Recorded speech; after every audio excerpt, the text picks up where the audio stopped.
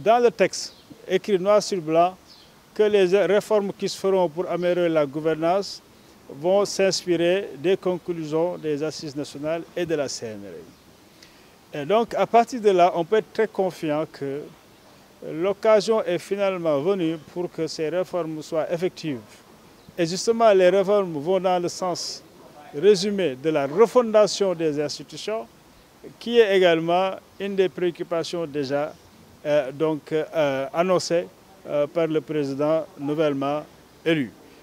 Donc je pense que ce travail qui se fait, c'est juste un travail normal et régulier, qui est cohérent et constant de la part de la société civile pour faire son travail de veille, pour pouvoir accompagner ces réformes qui doivent se faire et qui, nous l'espérons, vont devoir mettre le Sénégal définitivement dans un cadre de gouvernance éthique et de refondation des institutions pour que notre République soit finalement une République dans laquelle se retrouveront tous les Sénégalais et que leurs aspirations et préoccupations seront traduites en textes de loi, en institutions, en processus de prise de décision et en pratique effective de la part des autorités qui ont en charge donc, de gérer les affaires publiques au Sénégal.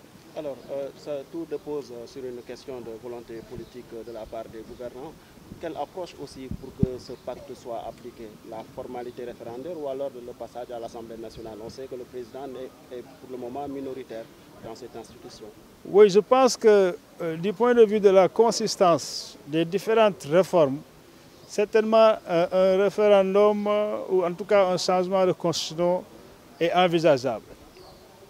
Maintenant, comment ça va se faire? Il faut jouer effectivement avec la réalité politique du Sénégal et on verra ce qui se passera dans les jours à venir. Mais il est bien possible que l'Assemblée actuelle puisse également favoriser des réformes parce qu'on est en politique. Et dans la politique aussi, c'est vrai, il y a le jeu des acteurs, mais ce qui est essentiel, c'est l'intérêt national. Et je pense que les représentants du peuple ne sont pas là-bas seulement pour leur parti, mais sont des députés du peuple et vont voir ce qui est dans l'intérêt national, c'est-à-dire une stabilité institutionnelle qui puisse permettre à ce que le gouvernement puisse dérouler non seulement son année budgétaire, mais également que des réformes importantes puissent être prises à temps.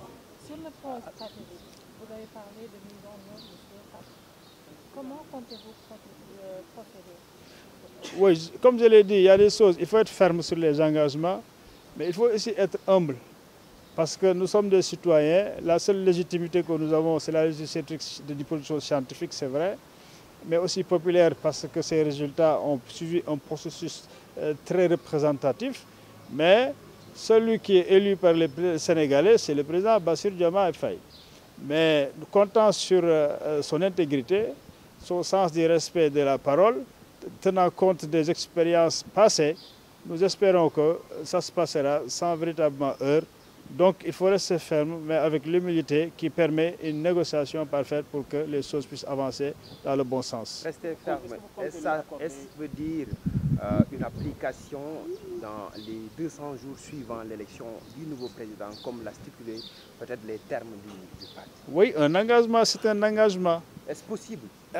Mais attendez, personne n'a été obligé de signer ce pacte.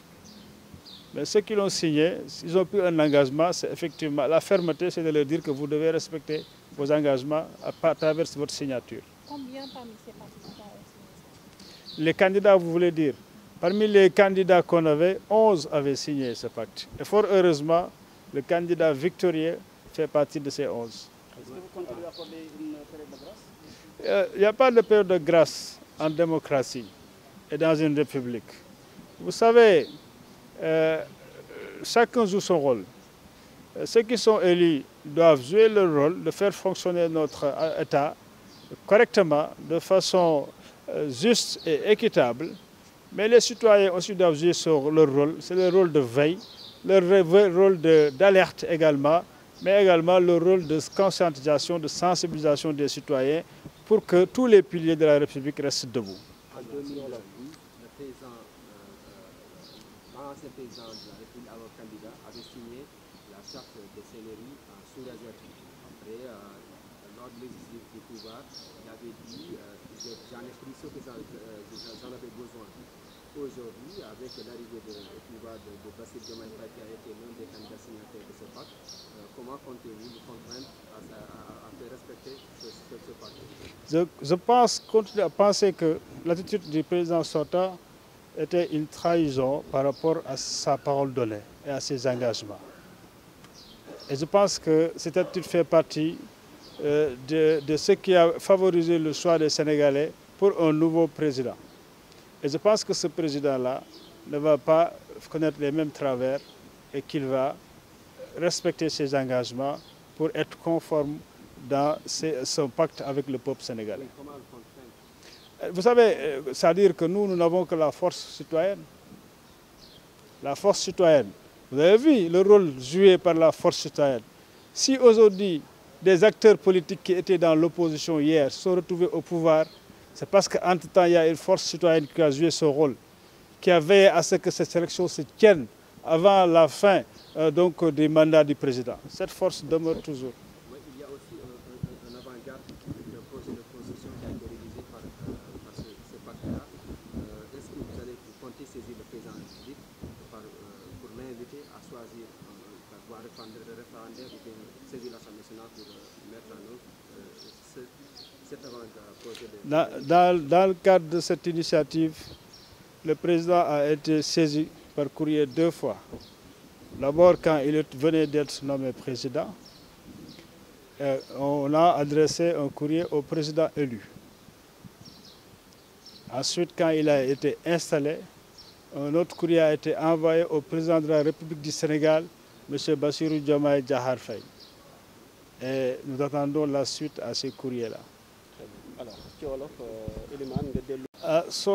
Dans le texte, écrit noir sur blanc, que les réformes qui se feront pour améliorer la gouvernance vont s'inspirer des conclusions des assises nationales et de la CNRI.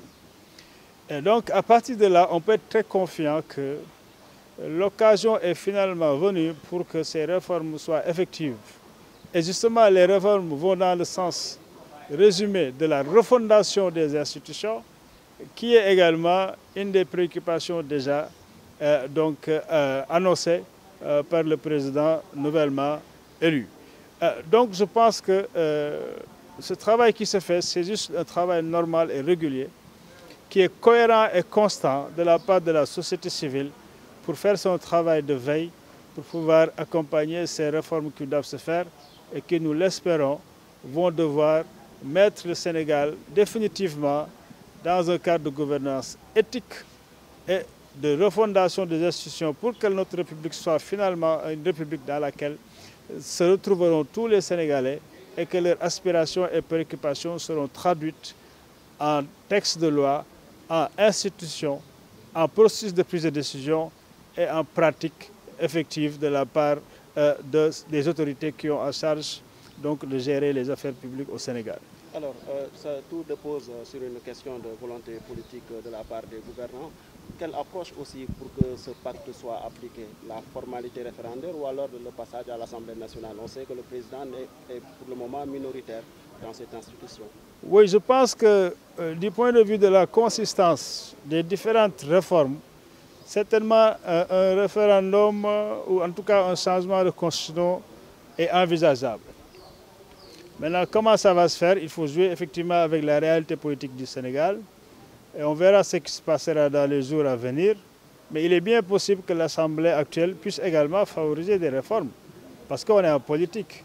Et dans la politique aussi, c'est vrai, il y a les jeux des acteurs, mais ce qui est essentiel, c'est l'intérêt national.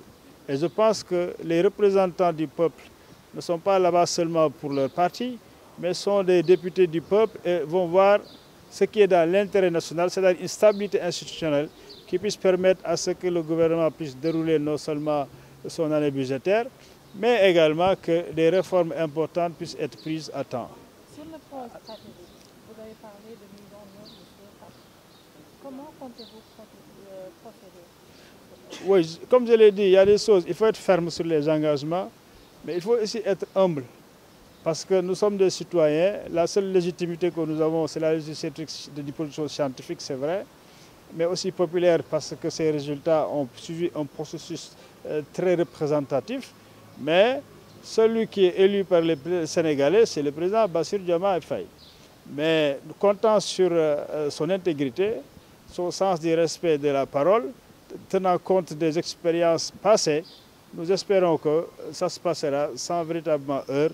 Donc il faut rester ferme, mais avec l'humilité qui permet une négociation parfaite pour que les choses puissent avancer dans le bon sens. Rester ferme, est-ce veut dire une application dans les 200 jours suivant l'élection du nouveau président, comme l'a stipulé peut-être les termes du parti? Oui, un engagement, c'est un engagement. Est-ce possible? Mais attendez, personne n'a été obligé de signer ce pacte. Mais ceux qui l'ont signé, ils ont pris un engagement, c'est effectivement la fermeté, c'est de leur dire que vous devez respecter vos engagements à travers votre signature. Combien parmi ces participants ont signé ça? Les candidats, vous voulez dire? Parmi les candidats qu'on avait, 11 avaient signé ce pacte. Et fort heureusement, le candidat victorieux fait partie de ces 11. Est-ce que vous comptez accorder une période de grâce? Il n'y a pas de période de grâce en démocratie et dans une république. Vous savez, chacun joue son rôle. Ceux qui sont élus doivent jouer leur rôle de faire fonctionner notre État correctement, de façon juste et équitable. Mais les citoyens aussi doivent jouer leur rôle. C'est le rôle de veille, leur rôle d'alerte également, mais également le rôle de conscientisation, de sensibilisation des citoyens pour que tous les piliers de la République restent debout. En 2008,